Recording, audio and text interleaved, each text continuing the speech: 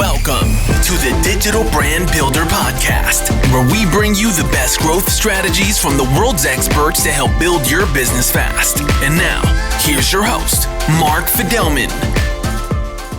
Hello, everyone. Welcome to the Digital Brand Builder Podcast. And today, I want to welcome Raj Goodman Anand. And we're going to talk about a couple of different things, a little bit different than usual, a little outside the marketing box, but still related. And those two subjects are working on your business and not in your business, and invest in your team and delegate. I'm especially interested in the latter because I'm pretty good at delegating, maybe not as good as investing in the marketing teams that I run. So I look forward to the strategies and what Raj has to say on the matter. So Raj, welcome to the show. And can you introduce yourself in a few hundred words or less? All right. Thanks for the opportunity, Mark. It's good to be on and good to chat with you. So as you mentioned, my name is Raj. I run a company called Goodman Lantern. I'm the founder. We help customers with native English content writing to help the business grow faster and sell better. This is my third business. In the past, I've sold one business. I had a bit of a good exit there. And this business is really about not only obviously making money, but also to empower people. We have a big mission about empowerment of women, for example, and also is to kind of give back and grow at the same time. So that's a bit of a short introduction. I hope that's what you're looking for. It is. So, it's actually a pretty good segue to, a few things that we're going to talk about today. And first of all, were your exits tied to working on the business and not in the business? Is that where you developed these kind of philosophies? Talk to us a little bit about that. Yeah, sure thing, Mark. So my first business was in the space of social media software. And in that business, I was working in the business. It was more like a job for myself, which is not ideal in my opinion.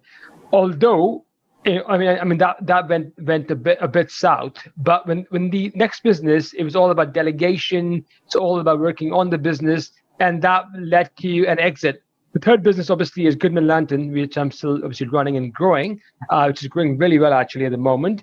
And that is all about delegation. It's actually about a few things: delegation, remote working, empowerment of team members, and investing in the team, for example. So it's all the above.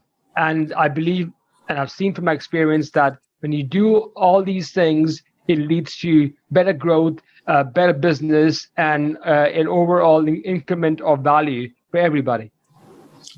So and I like analogies, but so if I look at what you're saying thus far, and you can correct me if I'm wrong, you kind of look at a business as maybe a garden, and it's you work on that garden, you cultivate the plants or people in your case, and if necessary, you kind of delegate the work to someone else when you've got processes and systems set up. Is that kind of, am I in the right ballpark? Absolutely. I would say if it was an analogy of a garden, I'm instead of being a gardener, I'm actually, I have a team of gardeners, and I sort of help and train them and coach them and mentor them. So that's the way I look at it. Okay. We are all about sort of, a team. That's what it's all about. Right. And so when you feed that team, and I don't know how long we'll be able to stick with this analogy, but when you feed that team, what are you feeding them? Are you feeding them education? Are you feeding them compensation? I mean, it's a lot of, to me, it's a high level concept that we've started with, and I really like to drill down into, the nuts and bolts of it. So how do you start to invest in your team?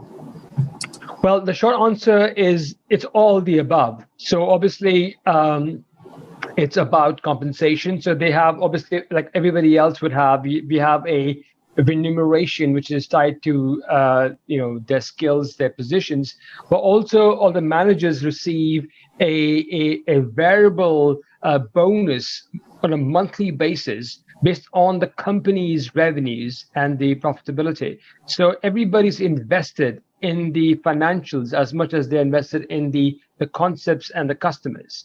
Number two is training. I mean, we the training which we impart is not only sort of annual training when we do a sort of a team retreat, for example, but also we have weekly, monthly rocks.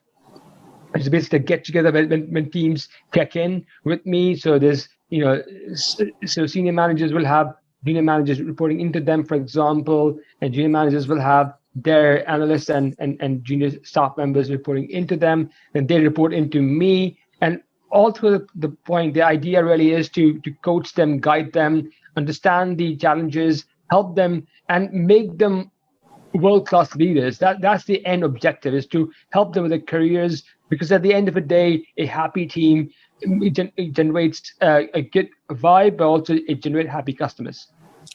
Okay, and so let me challenge you on two of those or two things actually. So the first one is, what if you're not an expert on that person's position? So you as CEO, you've got a team of marketers. Yeah, I couldn't tell somebody, an SEO specialist, how to do their job optimally. I mean, I have a pretty good concept of how SEO works, and obviously I've hired a lot of SEO people, but I'm not an expert in it. So how do you make them more of a world-class expert if you're not one yourself? Well, I think that there are two different topics here to actually discuss. One is subject matter expertise, and the other one is a mindset. I believe strongly, and this is being a programmer, that everything exists and it's available online. What you require really is a mindset. You require that sort of that belief, that growth opportunity, that sort of approach which you require. And that's what we train our teams on, is how to come up with the answers. How do you deal with challenging times, situations, and the answers can be found. Sometimes we actually bring in external mentors who can help them with the subject of marketing, SEO, storytelling, for example, and those can be brought in as and when required. I think what we can't bring in is team culture. You have to have the right mindset and have to coach the teams to have the right approach towards a challenge, towards a problem. Okay. So I get it. So it's more about a mindset that you're coaching them on how to be successful, not necessarily showing them their job and how to be more successful at their job. Is that accurate? Yes, I would say so. Yes. Okay. And the second challenge I have is, and what a lot of small business owners worry about is, okay, now, they've been trained to be world-class employees. Now I've got to deal with them asking for more money or potentially leaving me. So I've done all the training for the next person. What's your response to that? Well, I think my thinking is this: if we build a business which is looking after our team members, if we are investing in them, if we are building something which the team members are proud of, if there's a story and there's a social mission which is more than just making money, then there's no reason for people to leave the company. They will stick with you. In fact, in our company, people recommend their friends and family to work with us. We have a large pipeline of people who want to work in the company because the social mission is beyond just making money. It's about investing in people. And that's what retains them. In fact, the idea really is, how can they do more for the company and grow their careers and their knowledge alongside the company's growth. And lastly, it's about variable compensation. So, for example, when we work with our team members, we not only pay them a salary, but also we are paying them a bonus based on the team revenues, for example. Okay. And the stats kind of show that people leave because of their manager. Interesting enough. I mean, the last study I saw, and you probably know better than I do, was 80% of people leave because they don't like their manager. I mean, I was skeptical that it's that high, but it does make sense. If you like your manager, you like your job, you like the company, what's an extra, $5,000 to $10,000 to go to a completely, let's say, mysterious situation where you don't know what the culture is going to be like necessarily, and you don't know if you're going to be happy or not. So I do buy into that. Make them feel like they belong, that they're a part of something, that they're valued. and they're much more likely to stay even after, you've trained them to a point where they can probably command a lot more in the marketplace. Yeah, absolutely agree with you. I think at the end of the day, as a CEO, my role is I'm the custodian of the company core values and culture. So if I don't inculcate that in my team and actually first check that they are in the same mindset and belief and have the same core values when they come into the company, then obviously there's a challenge with my leadership skills. So it comes down to obviously the first fundamental ideas that managers are important, that they are the people who kind of maintain that balance and get people excited about the opportunity that they are in currently. Okay, now let's go back to working on the business. Let's say you're listening to this podcast and you've got a business, you've got a team, but the team's morale is a little down, and hence you're working on the business or in the business a lot more than you want. Maybe it's 80 hours a week, maybe more. You've seen that a lot. What do you suggest these people that are listening to the podcast that have businesses that are in this predicament, what do you suggest they do to start working on the business and not in the business?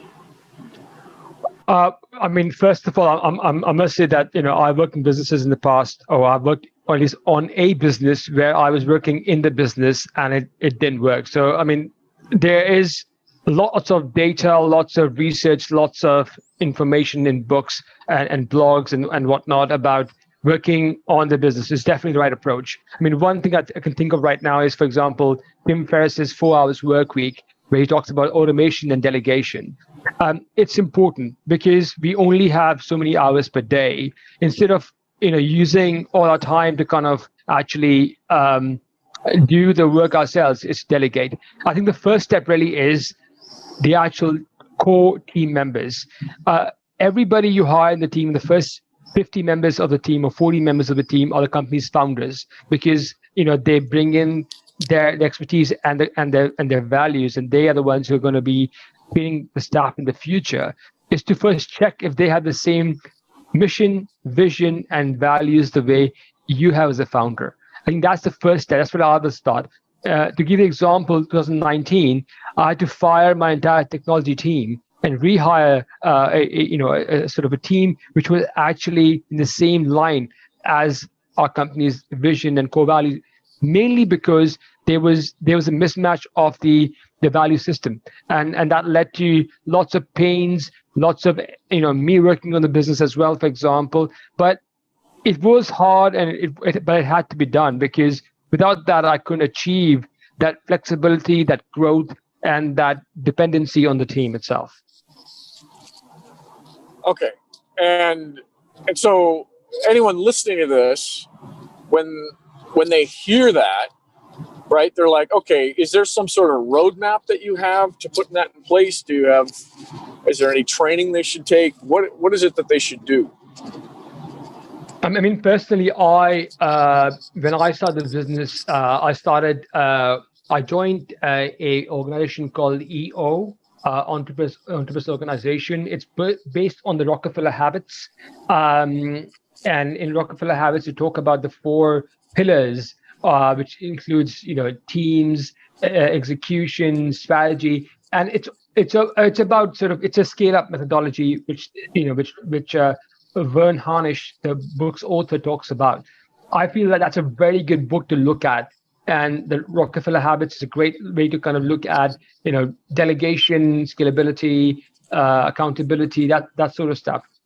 I would say that that'll be a good starting point. But it's, the aim really is to hire the right team members initially. Make sure you're building a business which is sustainable, which is repeatable. You don't want a business which is like one-off sales, for example. You want a business which is like repeated. Think about, for example, SaaS businesses, or think about services which are required on a regular basis, or products that are required regularly, like, for example, the Dollar Shaving Club. I think that's one example where you keep ordering stuff, for instance. So it's all about the sort of, looking at those step-by-step guides. Instead of me giving you a breakdown of it, I think that book would be a good starting point. It's called Scale Up by Vern Harnish. Scaling Up by Vern Harnish. Okay, yeah, and we'll put that in the show notes. Okay, so my last thing I want to talk about is delegation. There's a lot of people that have trouble delegating tasks, either because they've been burned in the past, or the people they're delegating to don't have the knowledge or the skills or what have you. And I know this is a multifaceted problem, but how do you look at delegation in a business? And be as specific as you can. Yeah, sure. I think before I go into the nitty-gritty and the nuts and bolts, I would say that delegation is a challenge, generally speaking, and from my experience at least, is that people want to delegate stuff, but they want to still do the stuff as well. So they have this kind of half-hearted approach to delegation. They say, okay, I'm going to find somebody to do this task, and then when they see that they are doing the task a little bit incorrect, they jump right in and finish the task for the person they have hired. And I think that is one of the challenges which I have had, is that I've had a half-hearted approach to delegation. Now my approach is to believe in delegation and say, listen, this person is going to be brought in. At best, they will be 80% of my capacity or my sort of work value, for example. And when they come in, it'll be 50%. I would train these people to become the best they can be at a particular job or management style. And they'll make mistakes, and let them make mistakes, because that's the only way to learn, is to try and make errors and learn on the job. So I am very happy for my teams to come in and make mistakes. First thing I always do when I bring someone in is to check that they have the same values the way I have and the business has, for example. Once they have that, then I explain to them the tasks. We have documentation for most of the tasks, for example. I would then bring in the senior manager to do the interviews, help them understand the task, and then make it the responsibility of my senior managers to inculcate the mission and vision which we have for all our tasks and our business, so that this person who's coming in believes in the offering and the task and works together as a team. I think the more I let them get on the task and interrupt them less, the more they responsible and capable of actually taking it further. Okay. Wow. I mean, that's a good explanation. I'd also maybe add to this that, in my experience, you do need to give them proper training, like step-by-step process. And I'm not talking about creative roles and all that, but you've got to be able to lay out exactly what it is that you want, with KPIs, with expectations, with templates that they can start with or use. Just even the most seasoned people, need to have some guidance as to what the expectations are, so that they can obtain it. Or else it's going to be frustrating for you. It's going to be frustrating for them, and then nothing quality gets done, which defeats the purpose of delegation. Yeah, so I would agree with that. Yeah. Yeah. So I would add that is, first of all, what's the expectation? Because it might be different from me than it is for you, and then make sure that it's all measured to the best you can. Not everything can be measured. A lot of it can in marketing, but not everything. Sales is pretty easy to measure. You just look at sales. So, all right. So we're going to start to wrap up here. Is there anything else that we didn't cover that we should have covered? I would say we covered everything. I think just to kind of mention another thing about sort of training. I would say it makes a lot of sense to kind of actually have documentation in the company and step-by-step guide on how does a company work. And I think instead of actually having someone to train the person, the first step for them should be to have some documentation they can follow to go through it. So every role in the company should have documentation. There should be an overall guide on the principles and the step-by-step processes which the company adopt to deliver stuff. And a good place to start probably is Netflix. I think Netflix has a documentation like that internally, just I think available online as well. Interesting. Yeah, I mean, I couldn't agree more. Some statement of procedures or ways of doing things that's pertinent to the company, because everyone does things a little bit differently.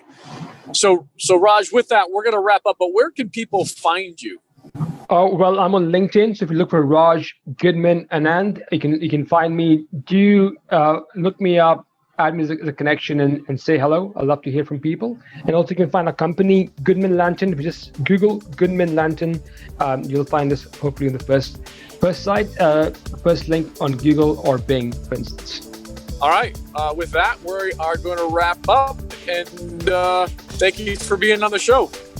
Thanks, Michael, for the opportunity. I really appreciate it. Thank you.